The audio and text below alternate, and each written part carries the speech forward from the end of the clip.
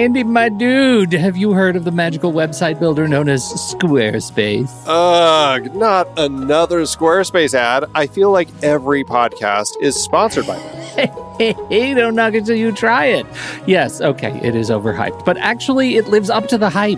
Squarespace is like a website fairy godmother. With a click of a button, your site transforms into a beautiful masterpiece. A website fairy godmother? That sounds interesting.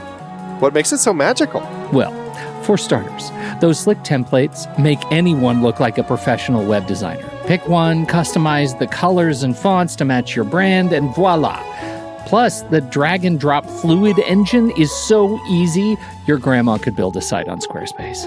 Well, she did knit me a lovely scarf last Christmas.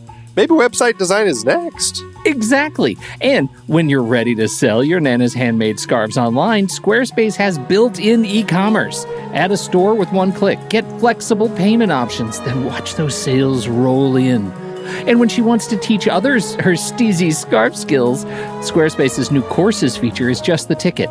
Nana can set up her curriculum and enrollments and payments in a snap and become the next e-knitting influencer. Oh, wow, you really sold me with the grandma angle. Sign me up for that free trial. Just go to thenextreel.com/Squarespace and transform your site into a beautiful Squarespace masterpiece. Well, thanks, Pete. Even though it's overhyped, Squarespace actually sounds perfect for Nana's site's needs. Appreciate the warning on the ads, though. I'll brace myself next time I listen to a podcast. Anytime. Let me know if you need any help getting that site up and running.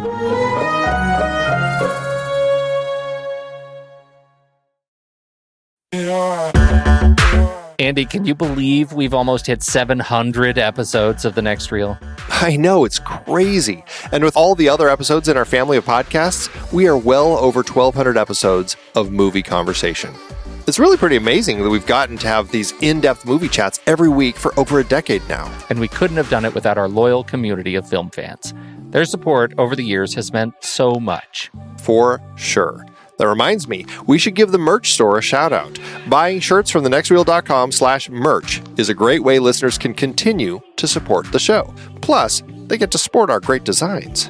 Absolutely. I think sometimes folks forget we have a variety of shirts, mugs, phone cases, and more available. In fact, a great place to start is with a shirt sporting the Next Reel's logo. We also have that classic Fast Times Spicoli Surf School tee, or the weirdly popular Rusty's European Tour shirt. The one from National Lampoon's European Vacation. Why is that so popular? Search me, but we have sold a ridiculous number of those. I guess there are a lot of Rustys taking trips to Europe? We're always adding new designs based on movies we've covered, like our brand new design for a streetcar named Desire, featuring a streetcar named Desire. So if you want to rep your love of TNR and films, head to thenextreel.com/merch. Every purchase helps us continue to have these weekly in-depth conversations. So visit thenextreel.com/merch today. And as always, thanks for listening and being a part of the Next Reel community. We've got lots more great movie chats coming your way. I'm Pete Wright. And I'm Andy Nelson. Welcome to The Next Reel. When the movie ends, our conversation begins. In just a matter of seconds, you're going to hear a classic episode of this show from back in the day when we called ourselves Movies We Like. It took us a while to settle into the show's format, so you'll notice some differences as you listen to these episodes. For instance, it takes us a bit of time to actually get into the conversation about the movie. Things like that. But we're still proud of the conversations about the movies themselves, and we think they're worth keeping in the library. So enjoy these episodes from our back catalog. And you can become part of our Discord community, learn more about the show, and find out how you can become a supporting member at thenextreel.com. So thank you, everybody, for downloading and listening to The Next Reel. We appreciate your time and attention, and we hope you enjoy the show.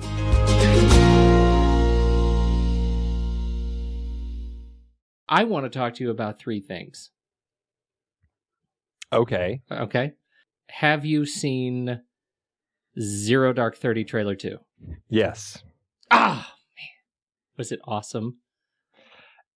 I am very excited about that film. I feel I'm frustratedly excited. I hate this. I hate it when this happens because I'm so excited for this film. I'm worried it's going to fail me. This is the same thing I feel about Cloud Atlas. These are two movies where the stakes are high. This is the Prometheus effect. Exactly. Yeah, that's exactly what we should call it, the Prometheus effect. Heretofore, this is known as the Prometheus effect. When the pre-excitement of the film is about to torpedo the experience of the film itself. Yeah, exactly. Oh, man, why does it do this to us? I know. I feel that way about quite a few films coming out this fall. And I have to ask myself, why am I feeling that way? Is it because there have been so many, I guess it is because there's been so many things I've been excited for because of the trailers, and then they haven't lived up to the hype. They haven't lived up to my expectations. And then Dread comes along. Yes. You know what? That's right. What is that called? That's got to be something. Yeah, we're going to have to work on the name for that one. We're going to have to call that. That's the Dread effect. Maybe it's the Dread effect. It's the opposite of the Prometheus effect. Oh, it's painful. I really, really liked it. I was surprised at just how much I liked Jessica Chastain. Appeared confident. Confident, quiet, mysterious, powerful. Yes. All of the above. Yeah. I liked it. I don't think she spoke once in the trailer. No, she didn't. She just looked confident. Yeah. No, this is going to be, hopefully this is going to be a good one. Yeah. All right. Then next, Hitchcock. Yes. What'd you think of that one? Very excited. Are you? I am. It's a lot more than what I was thinking it was going to be about. I thought it was more about kind of just, I think there's some of that about the relationship he had while making Psycho, and kind of like the, how he always has his young starlets and he's always killing them off. But it's interesting because it's about, obviously there's him and his wife and the starlet, but it's also dealing with him struggling to get the movie made itself, which I actually had no idea that he actually had to self-finance Psycho because no one believed that he could make anything good out of it. That was so cool. Yeah. I loved that when he wanted to write the check. Yeah. What do you think of Anthony Hopkins? I love him. He's great. I think this is going to be I'm having a similar experience that I had with Nixon. Oh, really? Where the trailer, I didn't buy it, but as soon as I saw him actually in the film, in the first 5 minutes, you realize that the trailer didn't do it justice. Is that part of the Dread effect, or is that something else entirely? When the actor's performance you don't buy, and then all of a sudden, we're going to call that a Hopkins. The Hopkins. There you go.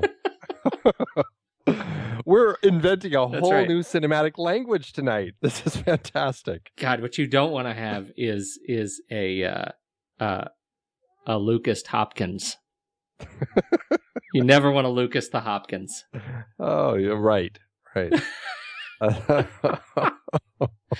Okay, and the third one I wanted to talk about is one that you actually pointed out to me. I didn't even know this movie was coming, and I'm very excited to hear your take on it.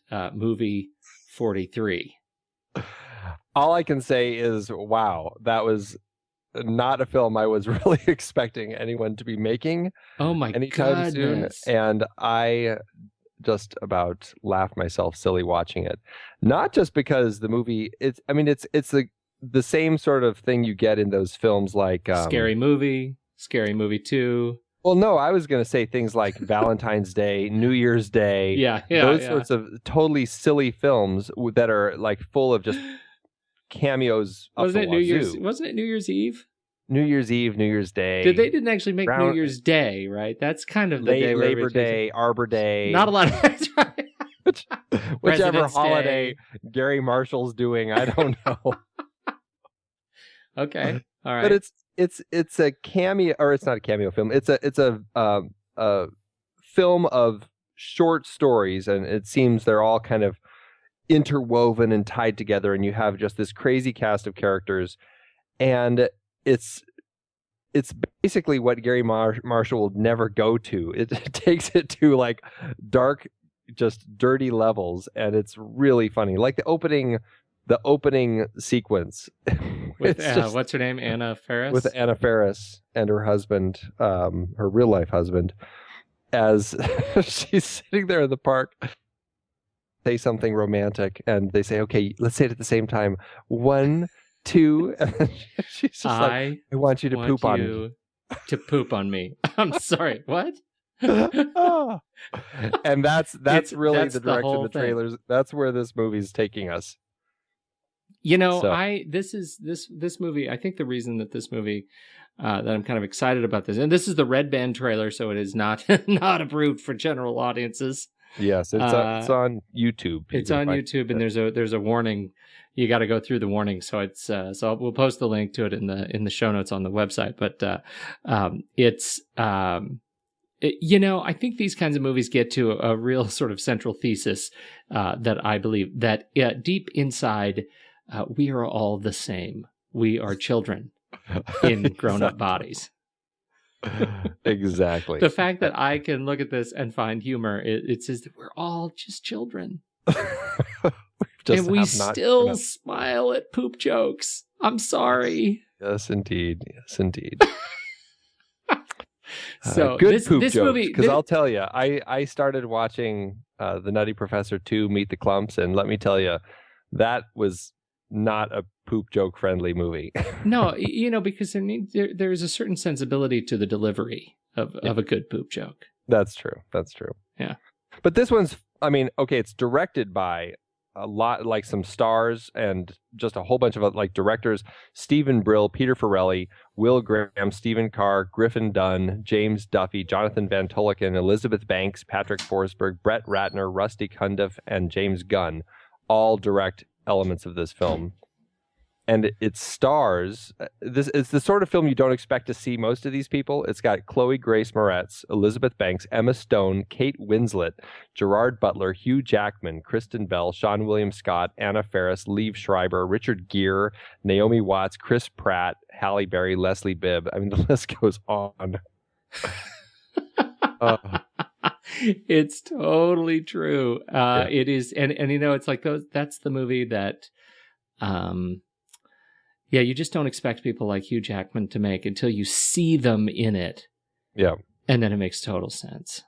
And this is just, I'm just looking at the credit list. This is, I want to know what this story is. It has to be very funny. And I can't remember from the trailer, but Kristen Bell is playing Supergirl. Leslie Bibb is Wonder Woman. Justin Long is Robin. And Jason Sudeikis is Batman. Uma Thurman is Lois Lane. And Bobby Cannavale is Superman.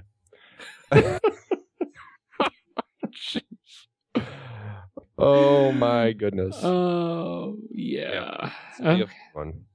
So were there any other on your list to talk about? Any of the trailers besides those three? I think that's it. Yeah.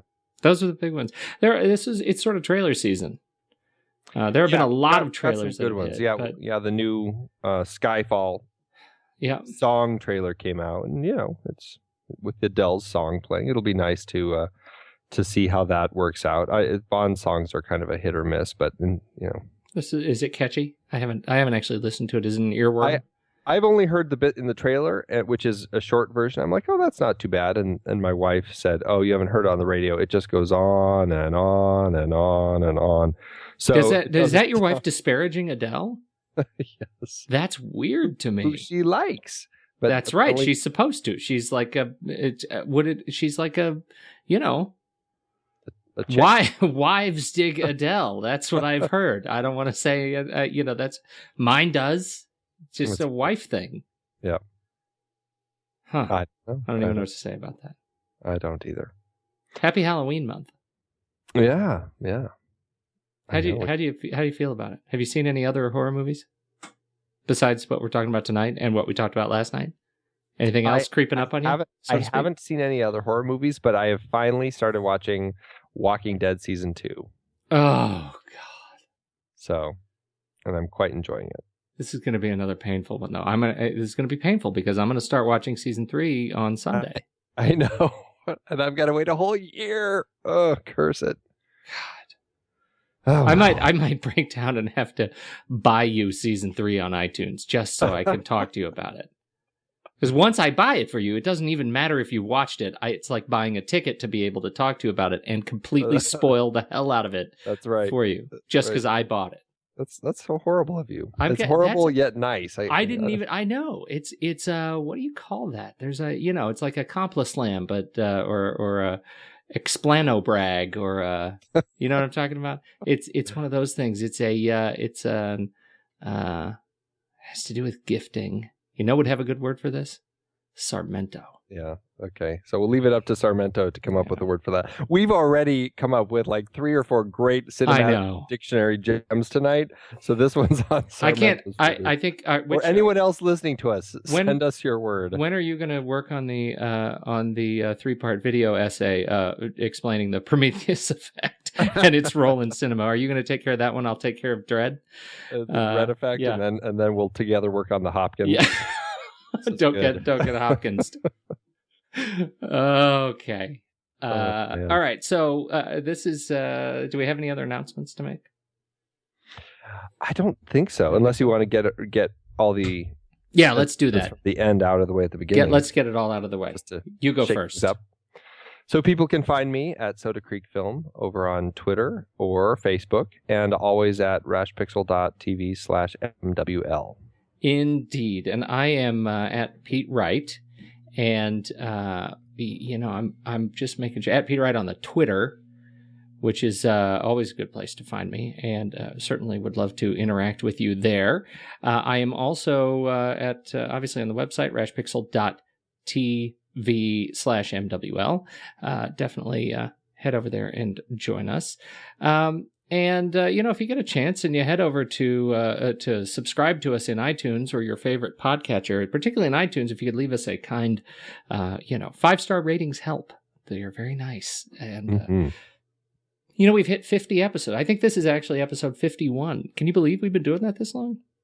I can't. That's exciting. It's very exciting. Does that mean that means next week is our anniversary, technically? I think 52? Close to it. Yeah. We're right about there, aren't we? I'm gonna tell you. Okay, so episode 1 was. Oh no. How I don't even understand how this works. Did we take a couple of weeks off? Is that it? We're over because I mean if you do 1 per week, we're over because we had the Google Hangouts in there and we had I count those Oscar episodes and stuff. Well, I guess that's right. The numbers though I count those separately. The first regular episode that we did was November 10th, 2011. With Raiders of the Lost Ark. So we still got a couple weeks out to our official annual anniversary. We're really going to blow it out. Blow it out. That's right. But this month is Halloween month, and we are celebrating by doing a whole month of our very favorite horror movies. Last week we started with the Thing, which was Andy's first pick, and this week. We are hitting my first pick, which is Danny Boyle's 2002 zombie cult hit, 28 Days Later.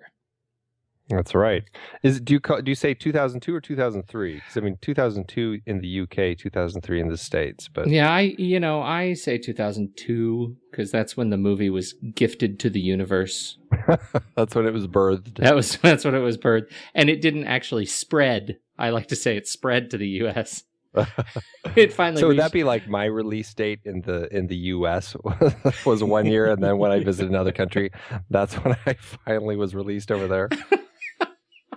That's exactly. Oh my goodness! I get released into Canada every few years. It's a re-release. It's a re-release. Yes, no, and so I think that was I say 2002 because that's just the way I was raised. And more power to you. Yeah. So November 2002, it hit June 27th, 2003. Directed by Danny Boyle, written by Alex Garland. Starring what is with this guy? Why is he so magnetic for me? Cillian Murphy. I look at him, I watch him act, and I think, man, he is either like the most interesting cardboard box I've ever seen, or I've totally lost my sense of acting perspective, and yet I'm totally drawn to him. Like he's like a dude I'd like to go have a beer with. Yeah. And I felt the same way about him in Batman. And mostly he was wearing that horrible mask.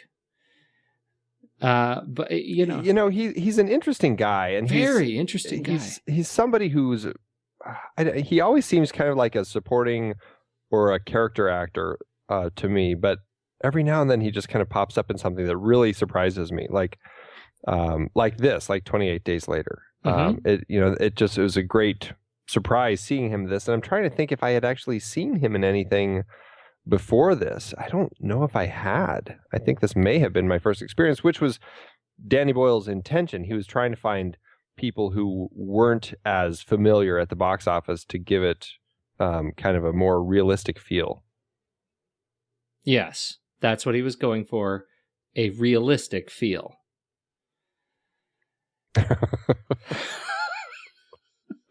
You know what I mean. I do. I just, I am actually looking through Cillian Murphy's other films. After that, I didn't see, 2002, 2003, 28 Days Later, and then Zonad, Intermission. I didn't see Girl with the Pearl Earring. That was a great film.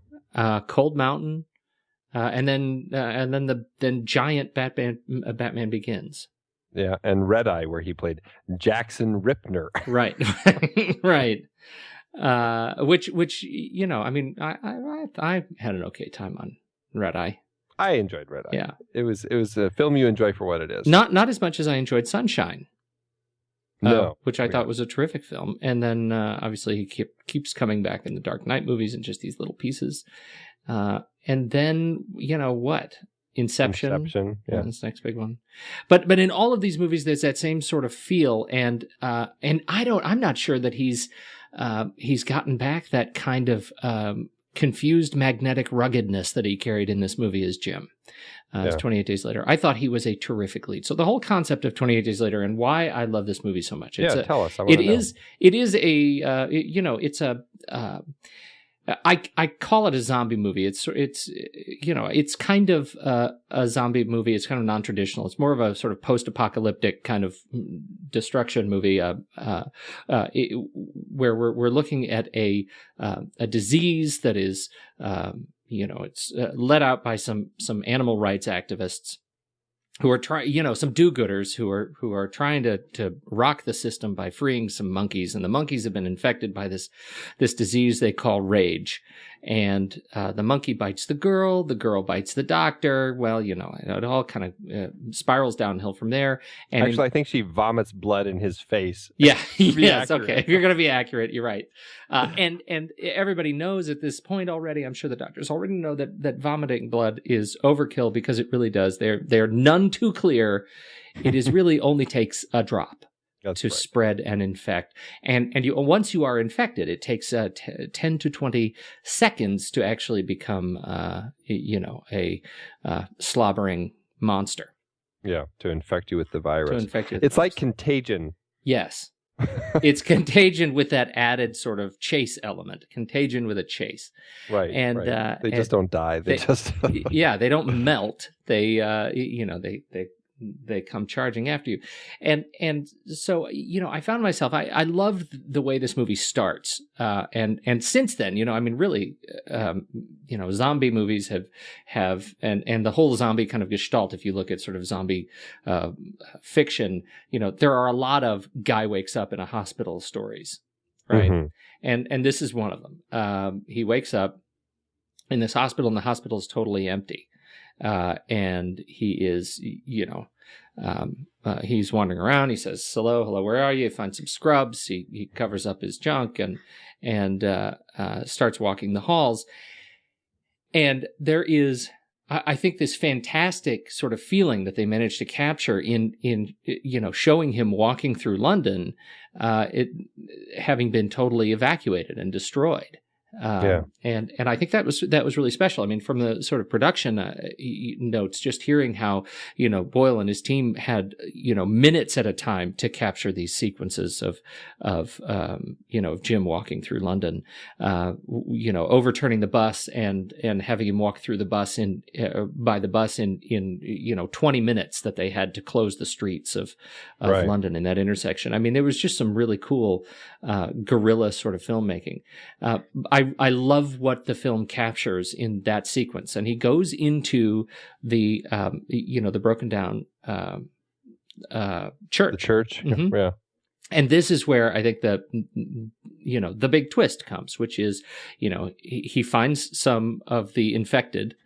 And yeah, because up to this point, and I mean, London was barren. Like there was not a soul to be seen. There wasn't a dead body anywhere.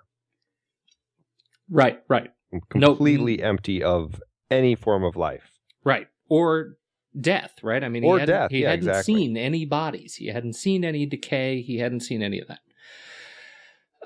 And so then he goes into this church, and the church is filled with bodies, and there are some, he runs into some kind infected who are curious about him, including the priest, the pastor, yeah, right. And at this point, we're introduced to the big twist on this genre of film, and that is that these zombies can move.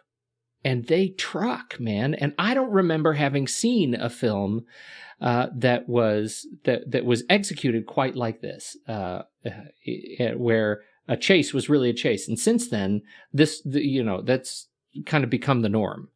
There are a few of the mindless mobs that are just lumbering across the field anymore. Now when you're running from a zombie, you're really running. Yeah. And this is the movie that kind of changed our cultural expectation of zombies. And it did, because you're right. I mean, there had never been a fast zombie. Every zombie we'd ever seen. And I think a lot of it comes from the nature of zombie, which is, the undead, a dead body is returned to life. And so for whatever reason, they've come out of the grave, and so they kind of are slow. They're dead, and so they don't move very fast. And I think they use the advantage of this not necessarily being a zombie in the traditional sense, but a zombie because this person has been infected with this virus that essentially destroys their being and their soul, or whatever you want to call it. It makes them a non-human anymore, and just like this rage-filled monster that has no drive except to run around and destroy things and eat things. And because of that, they retain all of the humanness about them as far as their physicalness. I mean, they're not dead. They're actually still alive. It's just now they want to kill. And so it's a great way to take that change in what they're doing with the zombie story and giving it this thing that we'd never seen before. And it was very exciting, and it was very new and unique, and it's definitely been used since. I mean, in the next movie we're going to be talking about, the Dawn of the Dead remake. And it really did change the face of kind of what people expect in their zombie films.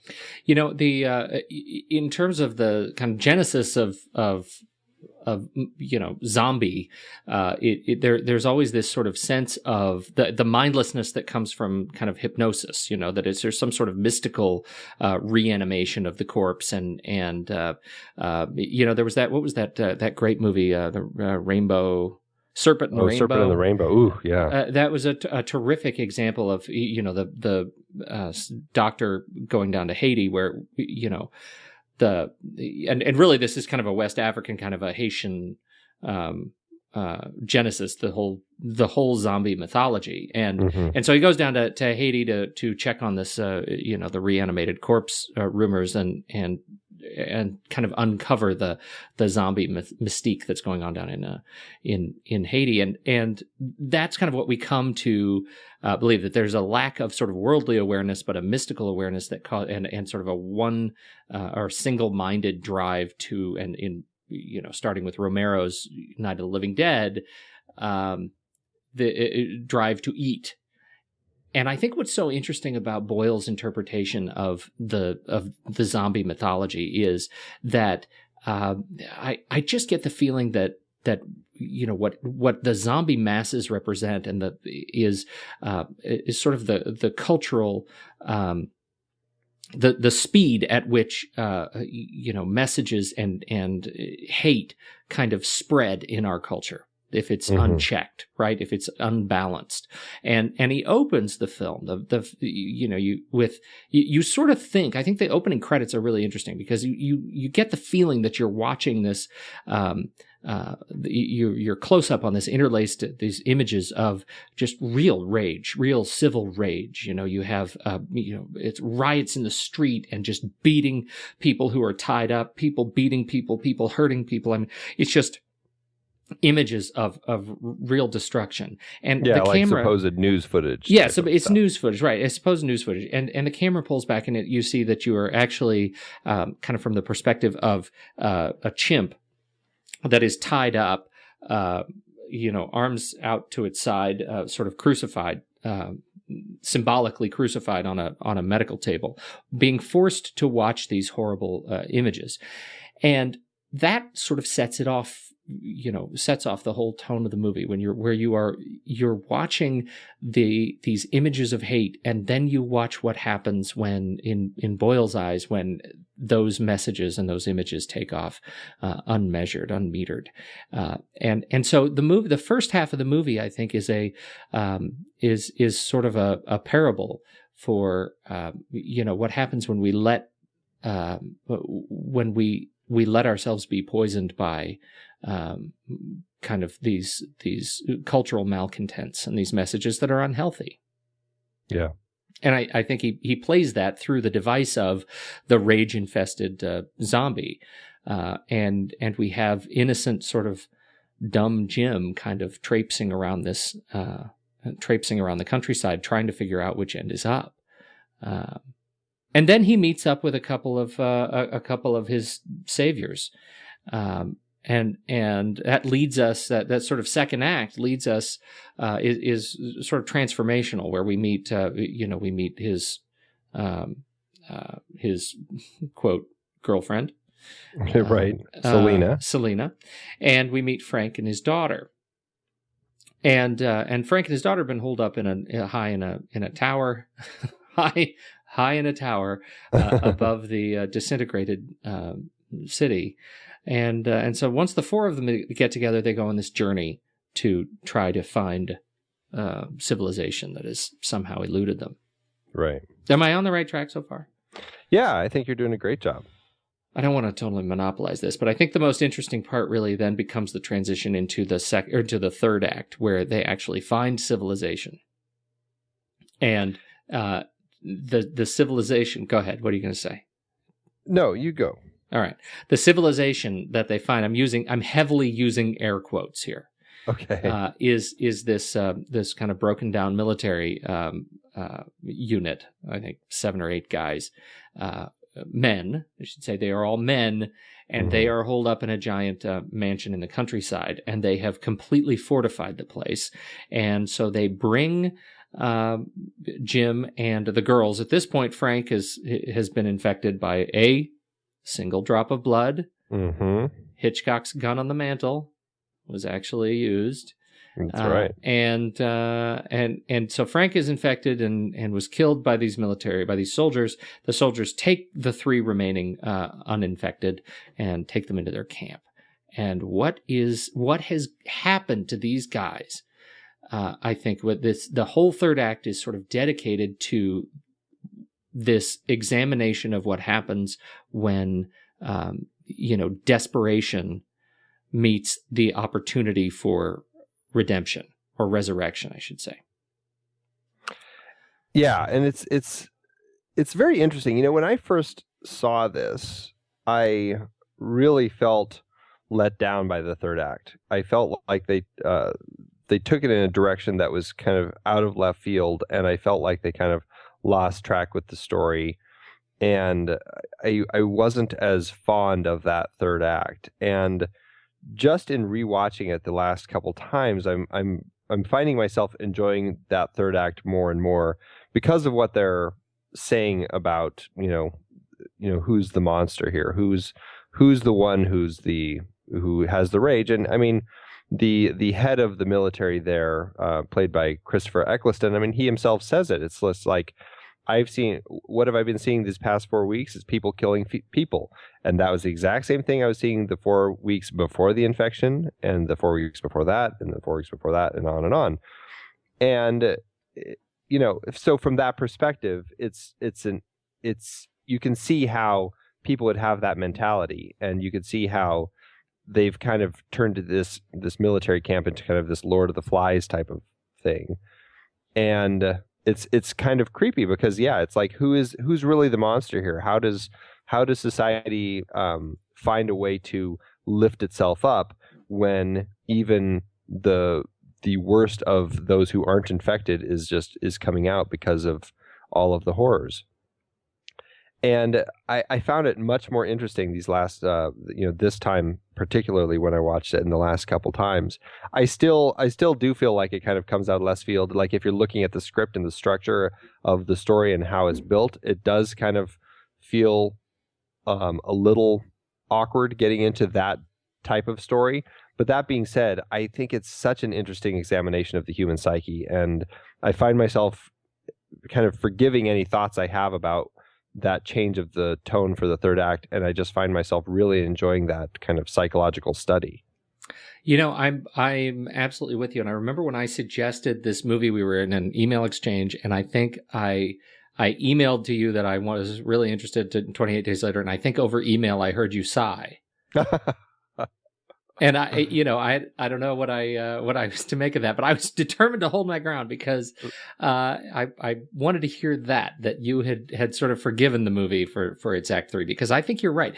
That it's interesting that you almost get this Act 1 and Act 2 could stand alone. I mean, really, the scene at the bunker, Frank gets the drop of the drop of blood in his eye from the infected that's hanging on the, with the crow above him hanging on the scaffolding above. And that is, watching Hannah watch her dad get killed could very well have been the climax to sort of a short film. Yeah. Yeah. It could have been a very dark film.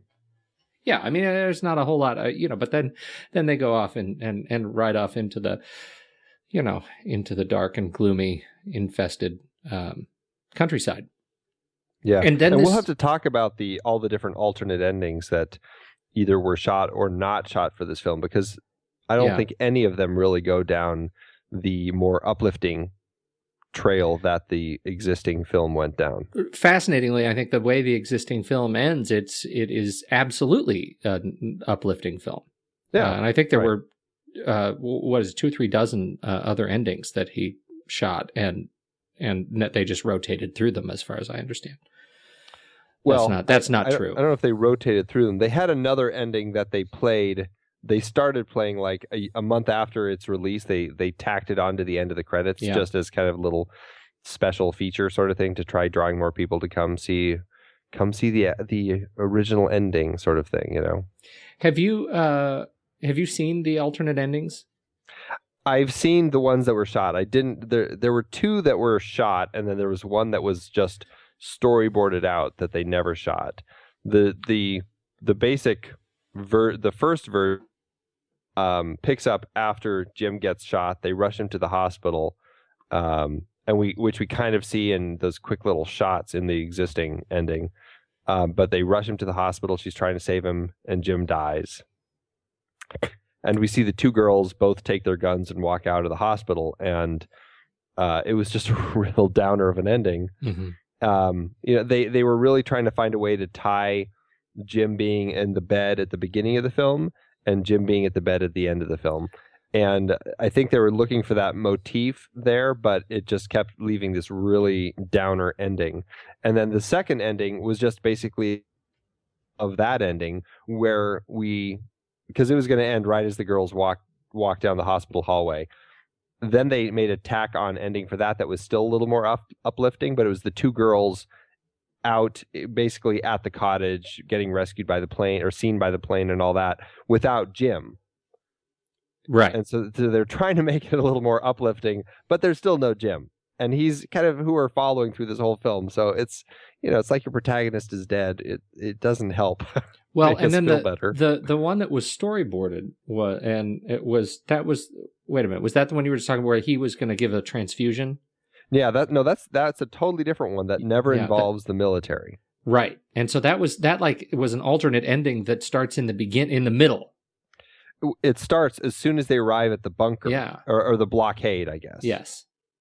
And Frank gets infected. The drop of blood gets in his eye, and they're able to catch him. Somehow they tie him down or something, and they keep pushing forward. Seconds. And they find a hospital, which happens to be the same medical facility at the very beginning of the film that had all the chimps. And there's a doctor inside there who they convince to help. He says there is a cure. You have to do a complete blood transfusion, and Jim happens to be the same blood type as Frank, and so he offers himself.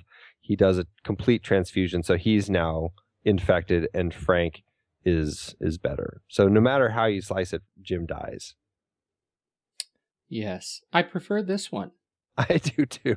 I mean, really, I don't know how. I'm actually trying to kind of rack my brain for the movie. A lot of times I see the alternate endings and I think, I could go either way. Yeah. This one, I really don't like any of those. I needed Jim to live. Well, it's, and I think they realized that because this is a journey. We're on this journey with Jim, who wakes up completely unaware that anything has happened. And then we're on this learning journey with him to discover what's been going on and to really kind of get a sense as to the evils of mankind, right? And how to break through that.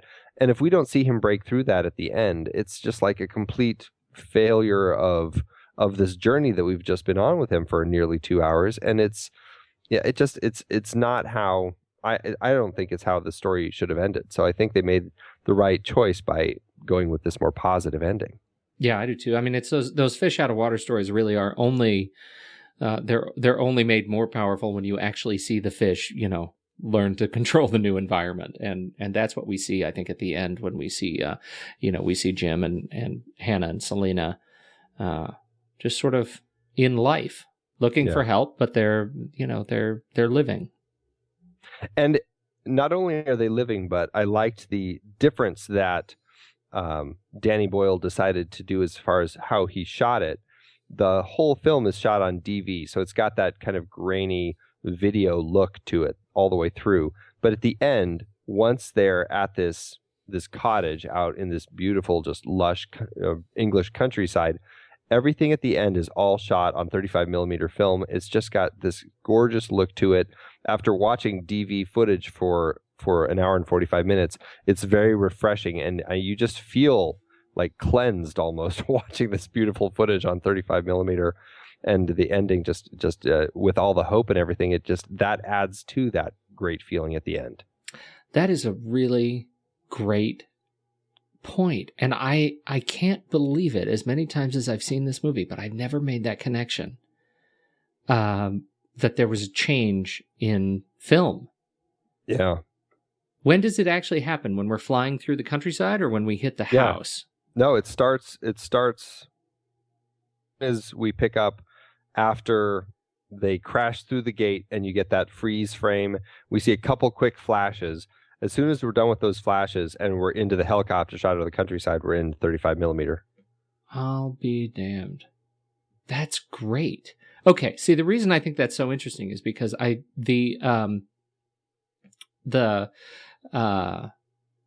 this is after the 28 days later splash. Okay, no, I see what you mean. There are a couple of quick shots, and we see Selena bringing him back to life after he's been shot. So he's in the hospital. That's still on DV, and then when he wakes up, the close up on his eyes. Now we're in film. Correct. God, that's amazing. I'm never going to watch this the same way again. So the whole reason, the reason I find that interesting is because this movie made a splash because it was shot on DV. Yeah. Because this was, in 2002, we're still, very much in a transition into digital, and so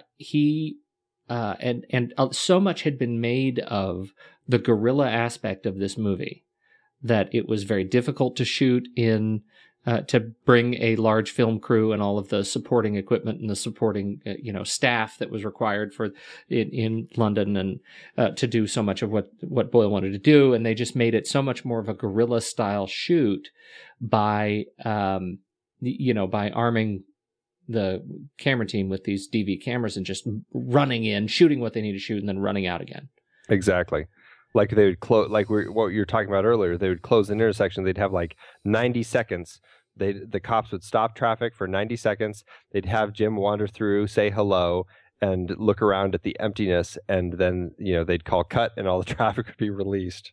Right. So amazing. It is amazing. And so here we have this, there's a real sort of logistical kind of a strategic reason to shoot on DV, because these little Canon, what are they? What they use? The XL1s?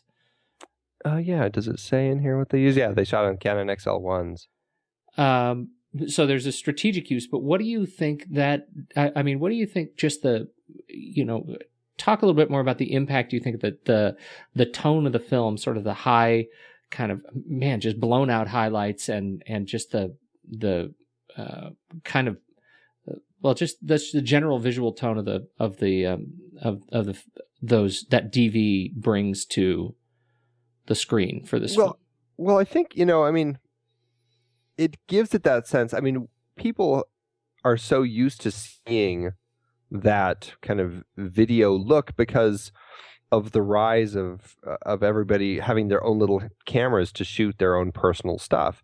And so it has that sort of feel of, and that's what I was saying, it kind of keeping it real. And that's why it wouldn't have worked so well with like, what's a big British actor like, Daniel Craig walking through the streets. We wouldn't have bought it so well because he is in our minds such like kind of like a big actor, a big movie star, whereas Cillian Murphy really is kind of this, character actor. And so he's a face that feels fresh. And so we feel this story has a much more real sense about it rather than, oh, it's just a big Hollywood spectacle. Of course, Hollywood can just stop all the traffic. And it takes that believability away from it because it would have seemed so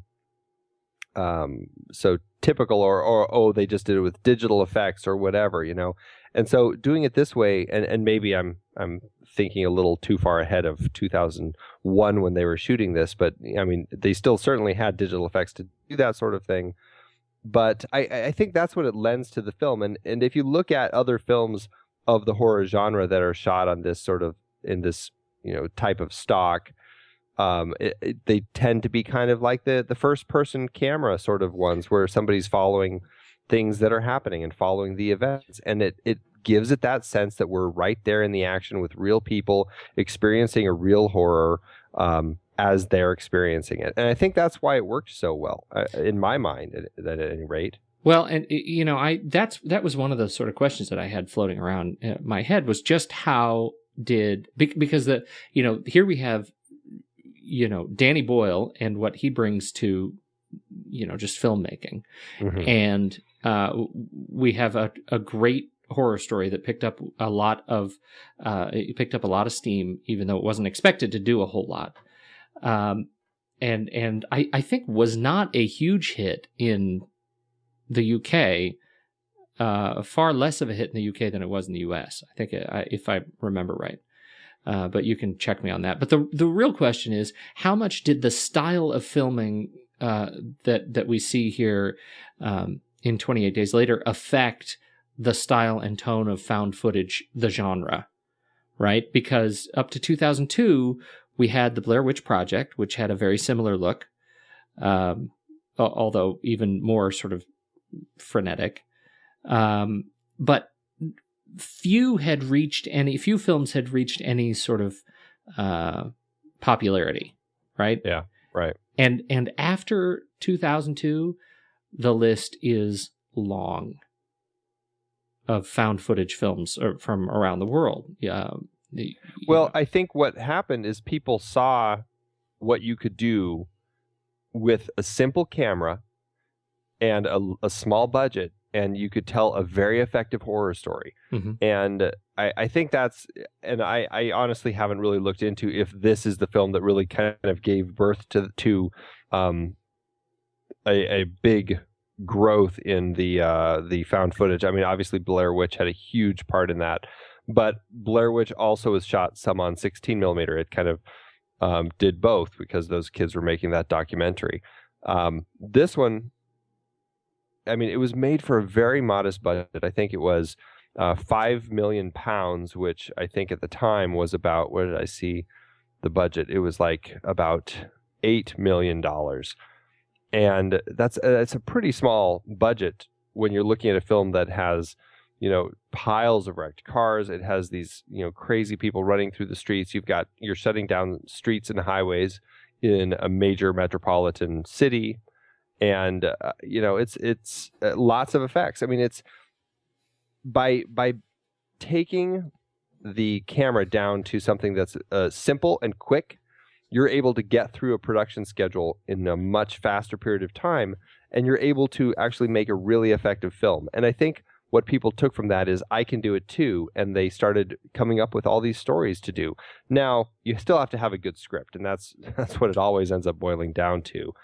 And I think we've certainly seen our share of ones that don't have good scripts, but the ones that do have good scripts, and they use this style that Danny Boyle did so well in this film, I mean, they're very effective films. Yeah, I mean, I think, not to be underscored, I feel like you made this point maybe less delicately. I think they, when you take your camera to, or your cameras to this to DV, you cut costs on every stage of the production. Yeah. Right. The cameras themselves are ridiculously cheap. There is no film processing, and you begin editing immediately. Yeah. On PCs. You also don't have to worry so much about doing take after take after take. Exactly. You can keep doing takes. You can keep the thing rolling. I mean, it's so cheap. Right. And I think that was a lesson that everybody was still just sort of waking up to in 2002.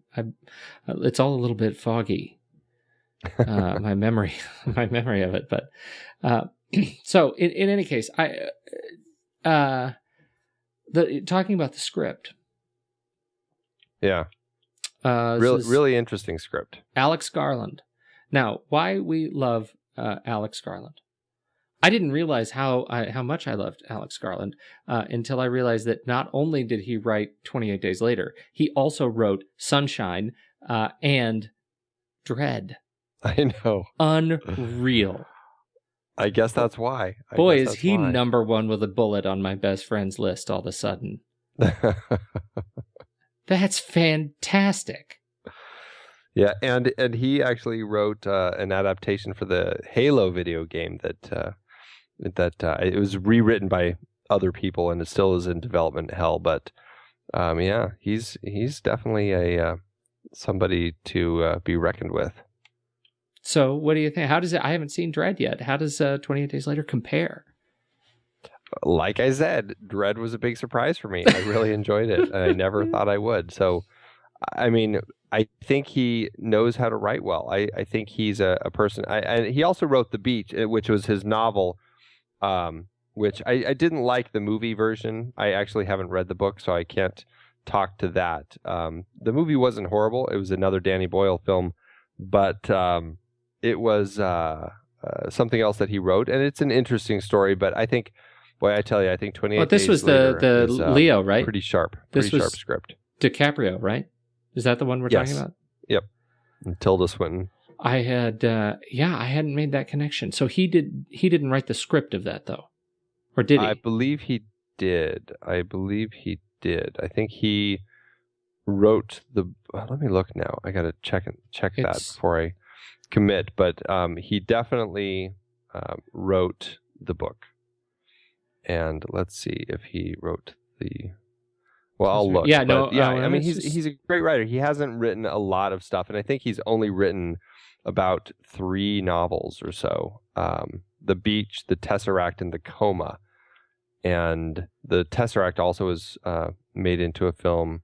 The Coma was published and was illustrated with woodcuts by his father, which I thought was kind of interesting. The Beach was written by John Hodge, who also wrote Trainspotting. That's right. Yeah.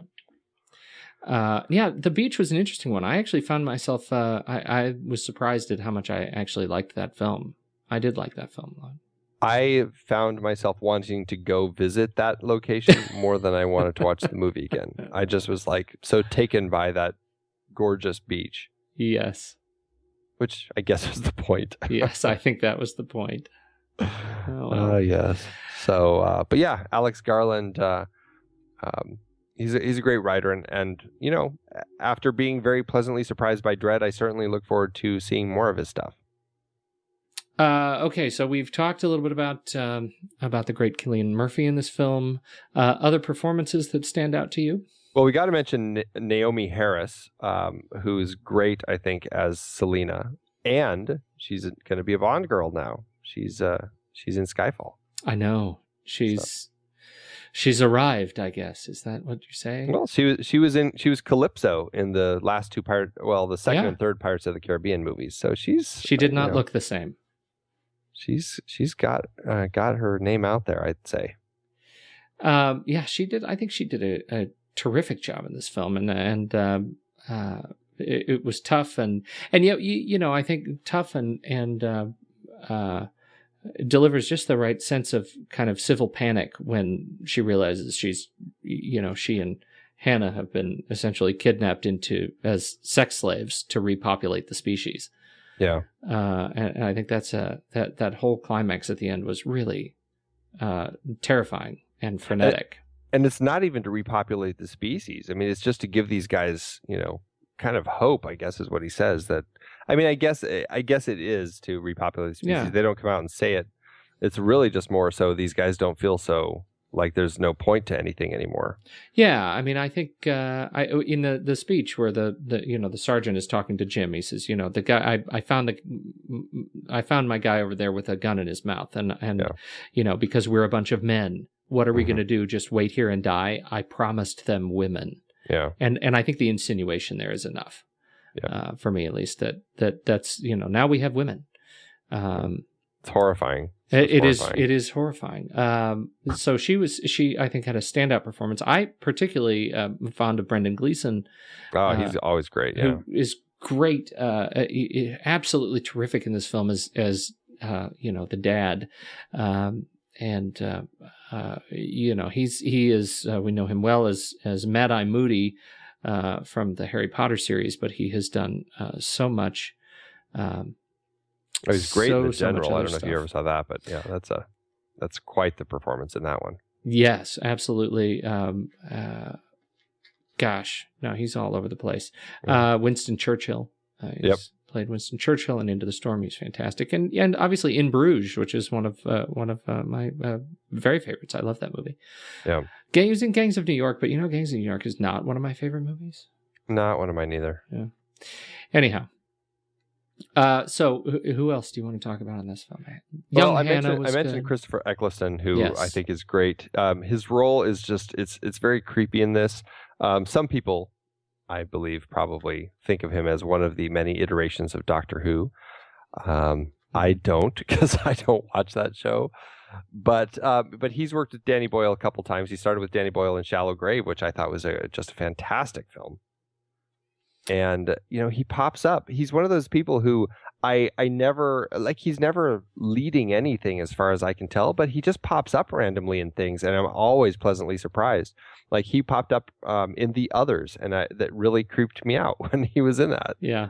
Well, and then, so he goes from sort of Shallow Grave to The Others to G.I. Joe, The Rise of Cobra, and Malekith the Accursed in the upcoming sequel to Thor, The Dark World. Yeah. I mean, all over the place. He's one of those guys. He is one of those guys. He's a terrific actor. And this was, this was a great role for him too. Yeah, it's creepy because it's almost like it's almost at the end when he's talking to Jim and that speech we talked about where he says, you know, I promised them women. It's almost like he can tell that it's not really the right thing to do, but he's kind of, you know, sold his soul to the devil and he's going down that road, you know? Mm-hmm. Absolutely. It's pretty creepy. Yeah, I sold his soul to the devil. And then the devil pulls him out of the back window of a car. That's right. How's your devil now? Terrific. So this film, this film, as you said, it was made for £5 million. What did you say it was? US? It's about $8 million. $8 million. Boy, those were the days, huh? Ah, yes, yes, yes, yes. And what I see here is 82 million box office gross. I guess that's global. Yeah, that's global box office dollars. gross. It actually, domestic in the U.S., it ended up grossing about 45 million. Worldwide, about 82, 83 million. Now, interestingly enough, the production budget was about $8 million, but the actual total budget was about $25 million.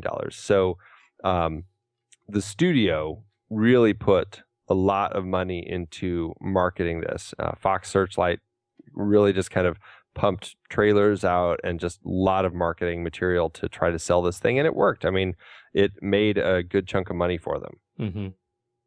Yeah, it worked. I think it seems like it was a surprise to a lot of people that this movie did what it did, and is still, I think, boy, it just holds up.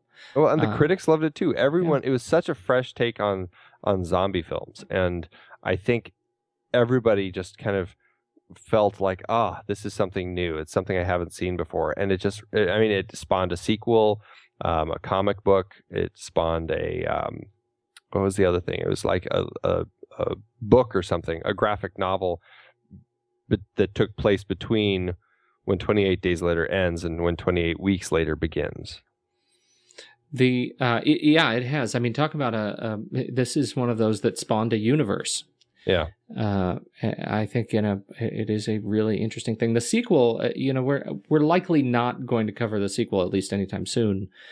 Maybe next Halloween. I don't know. It's not one of my favorites, but they bring in performances from Robert Carlyle and Rose Byrne, and of note, since we have talked about him, recently, Jeremy Renner, right. And it's an interesting take on.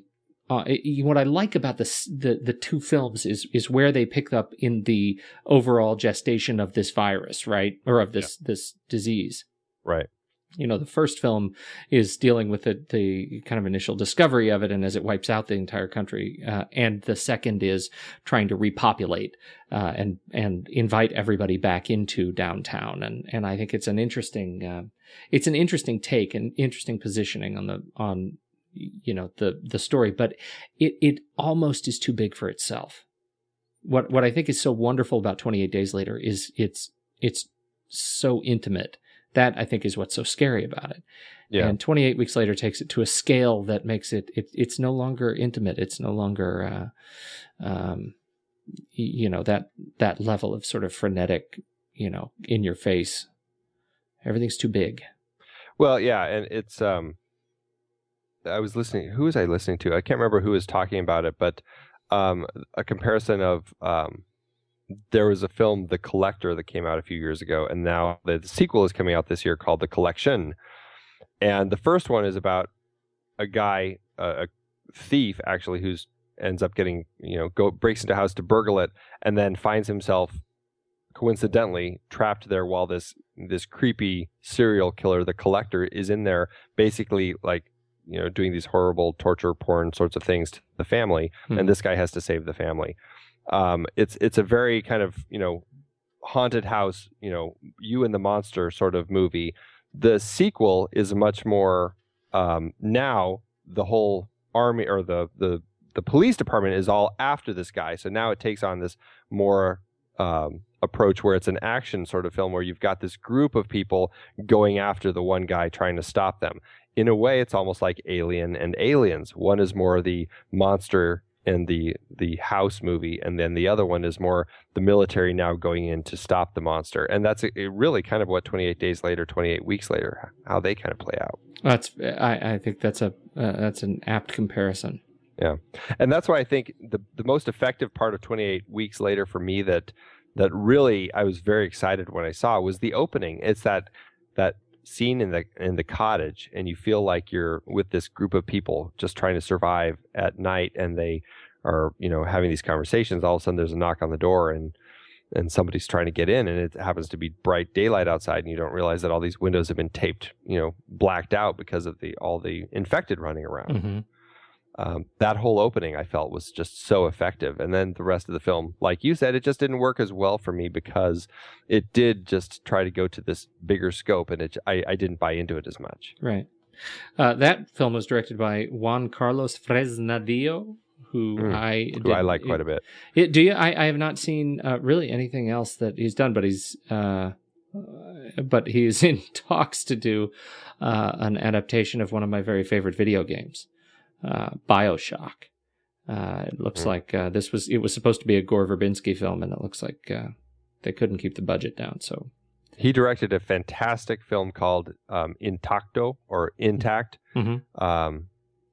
That is, we should talk about it one day on the show. Like, we should do a foreign film series. I'd love to chat about this film, about people who trade in luck, and they try to find other people who have a lot of luck, and they basically gamble these big games of luck against each other, and you can actually take away the other people's luck. Wait a minute. Fascinating. I've seen film. this. Really, How have really I seen this film? Has this been redone in the U.S.? Like a different? No, it hasn't. I've totally seen this film. I love this film. This is with von Sydow. Yeah, he's Max right. von He comes Sydow. into play in the third act. Oh my God, I love this movie. Yeah, great movie. We should definitely add it to our list at one point. Oh man, I was gonna make a joke about how we could do our Andy, we could do our foreign film series right after our series on French erotica, which I'm only semi joking about. But now that you've mentioned this, you're absolutely right. We need to do this film. This is one of my very favorite films. I can't believe I'd gotten this one. I don't call it Intacto. You call it Intact. But I don't remember. I'm idiot. I'm an idiot. This is a great movie. Go see this film right after you go see 28 Days Later again. Anything else to add to this? Don't worry about 28 weeks later. Just see Intacto. Yeah, this one, then Intacto.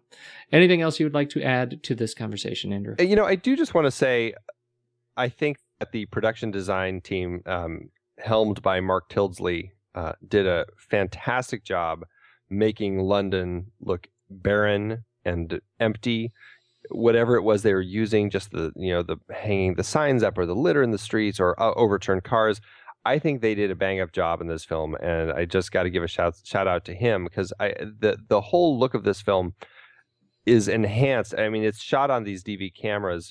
Anthony Dodd Mantle was the DP, and I mean, it works so well for the film, but I don't think it would without the production design looking as solid as it does in this film. Everything just rings very true of what this kind of disease zombie sort of world would look like. And I really like that, from the streets of London to the mansion in the third act, whatever it is. I think they did a bang up job. Yeah, it really hinges on, particularly when shooting on DV, and sort of that grunge look to really make it hold. It all feels like it just, every element of this film works together so well. And once you start kind of looking at it closely, you realize just how much attention to detail they put into putting this film together under really difficult circumstances. Yeah. And then one last thing, Toby Sedgwick was the infected priest who came out at him, and it was the first infected that Jim runs into. I can't remember what they said that he was, but he was like a movement coach or something. Like, he really understands like movement of the body. He is the guy who apparently really helped people come up with the movements for the infected, so that they looked like they had that kind of diseased movement. They were acting human, but they had kind of odd movements, and so he was the guy who really kind of helped define that style in the film, and I think he deserves big kudos for that as well. So kudos. Mm-hmm. And also kudos to Toby. Also the poster. Great poster. There are a couple of great posters, and I love the tagline, and I think the tagline adds so much to the movie. Day 1 exposure, day 3 infection, day 8 epidemic, day 15 evacuation, day 20 devastation, and the film is called 28 Days Later.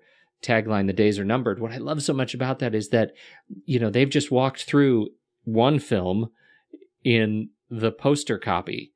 Right. The movie we're picking up on is after the devastation. So this is not a traditional disaster movie. I just love how the poster alludes to the fact that we're getting something different. Yeah. It was just really well done. Great horror fare.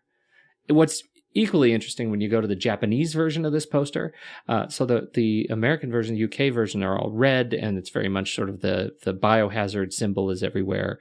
And the Japanese version of the poster, it's not a red disaster. It is kind of a beautiful blue and peach sunrise over the city. Over the empty city. Over the empty city. And I don't know what it is saying on the poster. It is in Japanese, but I think that is a really interesting, what the Japanese people, hello. I know, what the Japanese people find scary, I think is very different. Yeah. So anyway, that's all I got. It's a great film. I'm glad that we did add it to the mix. It was nice revisiting it again and finding that my love for it has grown. I am glad to hear that. And so next week we follow up with, and we're doing this only in chronological order, not for any other reason. Right. And only because I have a deep fascination of the entire catalog of zombie fare. We are doing 2004 Zack Snyder film, Dawn of the Dead. And that is obviously it's a remake of Romero's 78 version of the same film, and I'm really looking forward to talking about this one because it sort of cleans up and delivers a sort of kind of I don't know, I don't want to say mature take on what we've just seen, but it's just another mature take on zombies. That actually just 2 years later, really you can see Snyder kind of moving zombies forward. This is the rise of the zombie nation. That's right. So. And you gotta really give big shout out to Romero for all of that, because I mean, even Danny Boyle has some tips of the hat to his films Dawn of the Dead and Day of the Dead in this film, like with the shopping scene and then with the military scene where they've got that one chained up and everything. So it's clear how zombie filmmakers from the 60s and 70s and 80s are influencing those in the 2000s, and how even now the ones in the 2002, 2003 are influencing 2004 zombie filmmakers. So this constant evolution and growth of the zombie subgenre is just a fascinating story in and of itself. Absolutely agree. So I'm very much looking forward to talking about Dawn of the Dead, and gosh, keep plowing through Halloween month. I know, it's a good month. It's a great month. Thanks. It'll be nice to have one of those Octobers roll around where you get like five weeks. I know, just keep it coming. So everybody go see 28 Days Later and Dawn of the Dead if you want to catch up with next week. Do we have any hangouts coming up? What's opening soon? We're still looking at November, or isn't Argo coming up? Argo's this Friday, and I don't think we're doing our hangout this weekend. I think because we haven't planned it, I think we're going to be pushing it to Cloud Atlas in a couple weeks. I think Cloud Atlas is the one that's October 20. October 28th. I think it opens October 26th, I believe, and I think we're doing the hangout on the 27th. Yes. All right. Looking forward to that. Yeah, it's going to be a fun one to talk about. All right. And I hope that the Prometheus effect does not take effect on that film. Oh God, that's going to be really disappointing. You still haven't read the book yet, right? There's no chance I'm going to get it read before the movie comes out. So. All right. Well, you look for that gift certificate for Walking Dead. Okay. I can't wait. Good talk, Andrew. Have a good night. Go eat some brains. We wanted to take a moment to thank you for your continued support over the years. It's hard to believe that we've been having weekly, in-depth discussions about movies since 2011. That's right, 12 years and counting.